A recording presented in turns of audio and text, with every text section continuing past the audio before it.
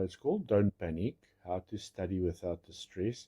Used to be called The Successful Student's Guide to the Galaxy. So I've changed the name, How to Study Without the Stress, because people thought that the book was a space novel.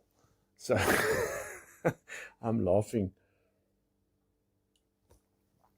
at myself because this was actually, the intention was to take you on a journey and use the extended metaphor of going through space. But yeah, let's just leave it there. But here it is, and I'm gonna just talk you through. If you've watched my videos, you will know about this book, and that it was the Galaxy series, and it was a growing collection of educational resources. But I've rebranded it now because the geek in me lost the battle,